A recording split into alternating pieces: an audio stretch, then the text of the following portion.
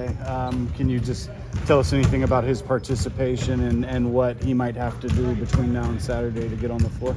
Yeah, I mean, he practiced today. Obviously, we didn't have any contact, and he did everything that we did in practice today. And I think he might play a little 2-on-2 or 3-on-3 afterwards. But there were no restrictions. But again, we didn't have any contact in practice. Okay.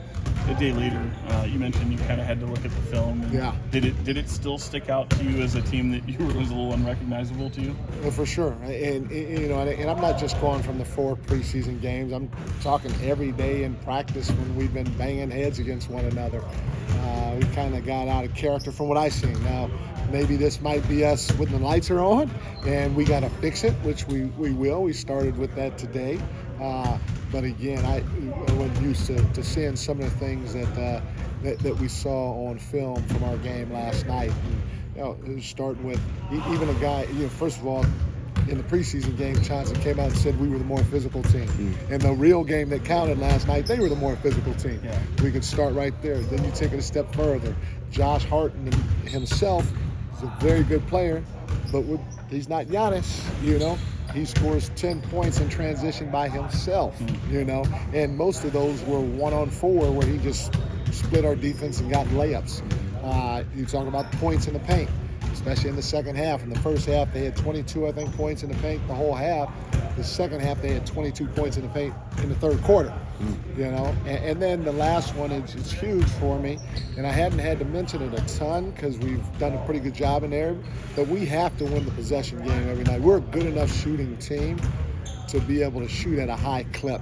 And even though we didn't execute well offensively, we got some good looks and we shot the ball fairly well. We had 27 assists, and I don't think we played great offensively. And but having said all that, we have to win the possession game to give ourselves a chance. And what that is, it's free throw attempts plus offensive rebounds minus turnovers. And if you add those, if you do those 3 things, Portland ended up with the number 33, and we ended up with the number 7. In all my years, I've never seen a gap that big before. All my years doing this, and so that's something we have to do a better job of. We have to win the possession game. We have to value the basketball. We have to show our hands and not send these guys to the free throw line, and then we have to box out. How receptive do you feel like they were to seeing some of those things?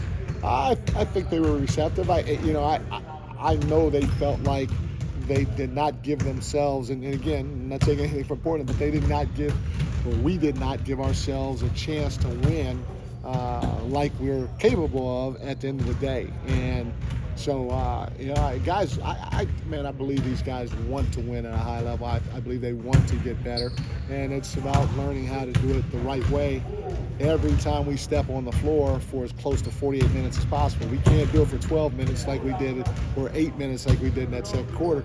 We've got to string some time together and be the team closest to doing it to 48 minutes as possible. Clean bill of health so far? Yeah. Nobody missed practice today? No. Okay. On Keegan, is it still TBD if he's going to play Saturday, or do you feel like at this point whether he will or will not? Yeah, it's still TBD. We're going to probably have some contact tomorrow, and so to see him in a little bit of live action will help. And then I'm not sure what else our medical team has in store for him. I'm sure they have something in store for him. So right now we're just letting him kind of go about his daily steps to get himself ready to play again. Okay, man. Appreciate it.